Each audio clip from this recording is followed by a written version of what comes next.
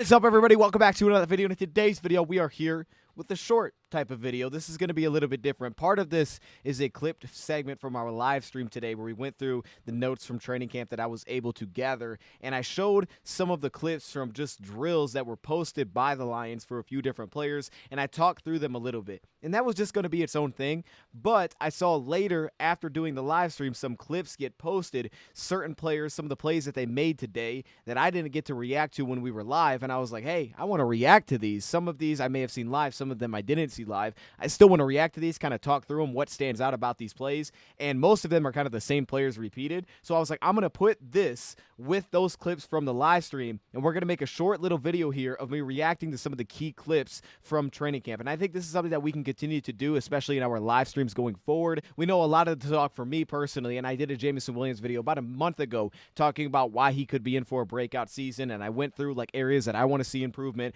look back for the football, and still be able to carry speed vertically and not necessarily pull himself back. That doesn't mean he always tracks it well, but he does show vertical tracking speed, more expansion within his game, but also the opportunity that is there for him to take on a massive role this season. Obviously, Jameson's been all of the hype so far through training camp, and rightfully so. He's had a couple of monster plays. First off, he's matched up against Carlton Davis, and again, there's a history there. Specifically, last season we played Tampa Bay. We saw it in the playoff game at home. I thought Carlton Davis did a really nice job on Jameson Williams. That was a tough battle for Jameson. I thought Carlton handled his business. And then if you go back to the first time we played Tampa Bay, I thought Carlton did really well again, especially against St. Brown in that game. And I thought there was areas where Jameson maybe could have won more often, where he just didn't, and leaned in Carlton Davis's favor. But we go to a clip like this, and he's matched up with a guy that is a veteran. He understands it. He's really good as a press cornerback. And you see a play like this, and it really ties together kind of the workout that we were looking at with what he's able to do here off the release. And this is also being able to open up the versatility of the route tree. It's like, hey, we have to be more than just a vertical threat or just catch a screen and run. Like, we need to open up a ton. Certain things that we maybe shouldn't do because you're just not great in those categories, but we want to open this up as much as possible. We want to have a lot of variety here. That way you don't have to come off the field. First play right here, and you're going to see it off the release. Now, this thing is cut off a little bit here by the Lions, but you notice on this release that there is no false movement from James. Now, I do think it's important to mention that coverage-wise, it looks like it's sort of a zone drop, but there's not immediate inside help for Carlton Davis. As you can see, Alex isn't helping him towards the inside, so he can't just squeeze it and sit outside leverage. Instead, it's a little bit more straight up, but it still seems that Carlton is sitting outside leverage here. So you're going to see through this first step release, it's not like Jameson's going to come to balance or immediately just attack a free release because Carlton wants contact, but he's sitting a little outside leverage. So Jameson is going to attack that outside leverage to then open himself back up towards the inside. Like a speed release here from JMO. He's instantly going to take off against Carlton Davis. You'll see him coming to the frame here. So the first thing I notice is I see the forward lean. Again, the release was huge because of the way that he's built. Now, he looks a lot stronger. He looks maybe more defined, especially in the lower body. Looks really explosive. But it also comes back to just balance, right? And timing and footwork and efficiency. You can't have extra steps off the line. You can't be super predictable. You have to be sudden. You have to change pace. And I think he put everything together here. We know this guy gets off the line quickly, and he's a threat immediately off the line of scrimmage. And if you don't get hands on him cleanly, he can be a problem, and he can stack very quickly. But when I see a play like this against a veteran cornerback, and you see the forward lean in his release, he's able to shift that weight forward so he can explode off the line of scrimmage. Boom, he's immediately in to that first step. Then right here, I pause it, and you start to see that hip flexion. You're going to notice his hips right here. You see how they open up. You're going to see the hip flexion to get wide, starting to get into some of that shoulder dip right here. Now he's under the pads of Carlton Davis. When he goes to shoot his hands right here, you're going to see he's high because Jameson Williams starts to get into that shoulder dip. And then this is also a big thing, right? Being able to play with some of that bend, some of that sink. We talk about flexion all the time. Sink to play underneath pads, get in and out of breaks. And we saw it on that kind of workout clip where he plants 1, 2, 3, boom, and he's back to the ball, and it's super efficient. And I think you see it right here. So you get the hip flexion, you get the shoulder dip, and then look at the footwork and how it ties everything together, right? Off the line, there's no false steps here. He gets into 1, gets into 2, and you see him open himself up, and now he's dialing himself down. He's shooting that weight down, and he get into 3 right here, and it's efficient, it's effective. And notice when he sticks to plant back inside, he now comes to balance. He's not off balance. He's not falling over. Who's off balance? That's Carlton Davis. Carlton Davis is off balance because of the explosiveness off the line, opening his hips and getting wide, not allowing for a clean shot. Carlton doesn't get that clean shot. Now he's quickly trying to react to a speed release to get out there so he can get out because he's going to open up, and he's expecting to just take off and run. But that doesn't happen. He sits himself down, comes to balance, and right here, this hand that gets up on the face mask of Jameson does not rock him off balance. He's already balanced. He's got hands ready to battle it off. There's the break point. little bit of a face mask. There's the break point, and then he's got to shoot out of that. And obviously, Carlton transitions really well. We know that. He has the length to recover, but then it's also the reactiveness in his hands. Something that is very natural. Passes on his body, underhand pass catch technique. It's not always the prettiest, but it is definitely very reactive, and you see that here for passes that are going to get on you quickly, like a quick slant, but also not only is it reactive, it's very natural for him to flip his hands underhand and come up with this grab like this, and then again, you have to get into that transition to catch and run. So, I don't know, maybe not the perfect rep across the board, but it was definitely something that stood out to me against this guy in this spot on a slant route. Flip it to the defensive side of the ball, and we're going to look at Terrion Arnold here because this was the play I know I missed at practice. I had heard about it, but I missed it. When the Lions posted it, I was like, oh, we got to get on this. Now, unfortunately, it doesn't show the whole play. From my understanding, it was zone coverage. He passed off another deep route, dropped out, and he picked up Amon-Ra St. Brown, and that's likely why he's outside leverage here. You have the inside help with a guy like Ife Melifanu. What stands out to me is so many things. This is what I always look for. I look for guys that can carry traits that you like in college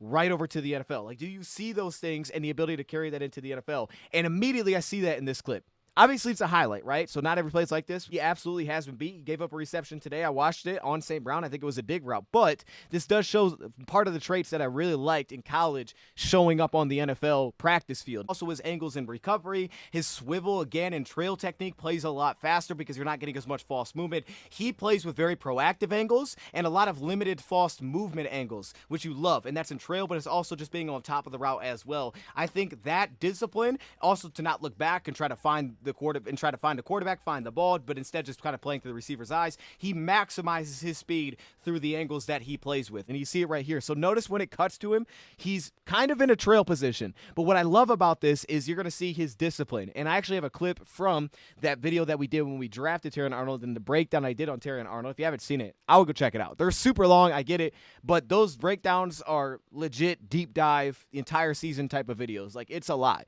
That's why they're so long. So if you never checked those out, feel free to go check that out. That one, I think, was one of my best because Terrion Arnold, I was just such a fan of. I had him as my number one cornerback. And one reason I had him as cornerback one was because of the traits. It was the play speed, as everybody brings up the 40 time. His play speed tied with the ball skills, tied with the reactive athleticism. And this was a huge aspect here. So here he's a step behind on the play. But notice, and we know St. Brown's not the fastest vertically, right? So obviously he can get into trouble in this spot. But notice what stands out. It's the discipline. He's going to close ground first before even thinking about looking back at the football. He can see St. Brown's eyes looking back for the ball. But notice how he doesn't pay any attention to that until he gets caught up with the receiver and he starts to mirror his stride. So watch this. He's working back into the belly. Bam. Right here. Look at the strides. He's literally in sync with Amon-Ra St. Brown's stride. He does not look back to the ball until that happens. Once he syncs it up, gets locked in his hip, doesn't even use his hand here. It's actually St. Brown who grabs his arm. Once he gets in his hip, syncs it up, gets that outside because he's got the inside help and he handles his responsibility in recovery.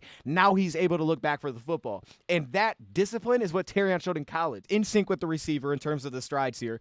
And you're going to see he's going to get in his hip. He's going to look back for the football because St. Brown has been looking back for the football. So he's expecting it at this point. And because St. Brown's looking back, he should be able to catch him. So now that he's caught him, he's looking back for the fall. St. Brown's actually going to grab his right arm a little bit, it looks like here, and try to kind of stop himself if the ball seemingly is a little bit underthrown here. But notice Terrion, this is deflection. And this is, again, traits, ball skills. The guy can not only take the football away, but he can do things like this. Transition abilities, again, the other area that I think that was special when I thought coming into the draft. I think that carried over. So you talk about, first off, talk about tracking speed. He's able to run, maintain speed, maintain his stride while finding the football just like a receiver would. Then you get that torso flexion right here. But what I love is the willingness to not have to say, I'm going to try to contort my body because I want to try to pick this off and I need to get my right hand on it because maybe that's my dominant hand. It's like none of that.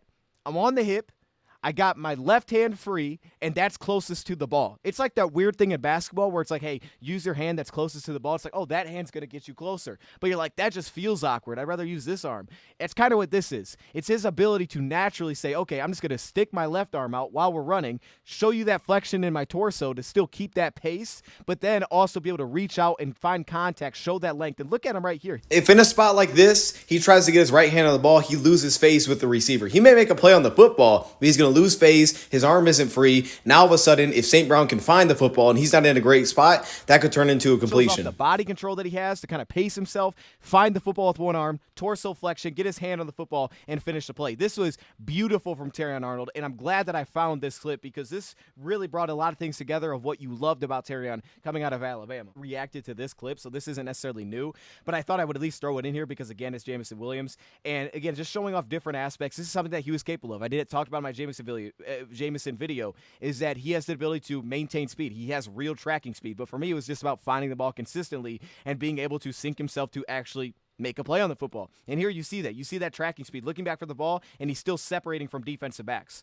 Like, that's what he's capable of. He is separating from defensive backs, striding away from them while looking back for the ball. Naturally, he's just extremely fast. But it's also, that's a challenge, is to be able to find the football and run at that kind of top speed. Like, when we show that workout clip, he's playing at, like, full speed. He's playing at game speed.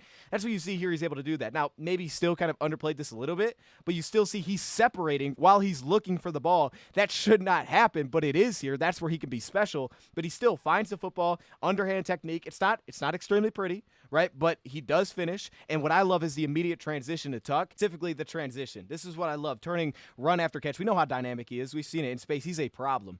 But it's plays like this. Now, again, different level of the field. So we see a slant. We know he can take the top off. Now we see intermediate, a dig route, which he started to open up. He was finding windows for the quarterback. He was making himself a real target for the quarterback. He was pacing himself well. I don't think we get a great sense of what that actually looks like on a play like this because it just kind of cuts itself off. But it feels like he is slowing himself down maybe a little bit to kind of make that himself a target, which he did really well, I thought, toward the second half of the season, which opened up so much flexibility, especially against zone coverage.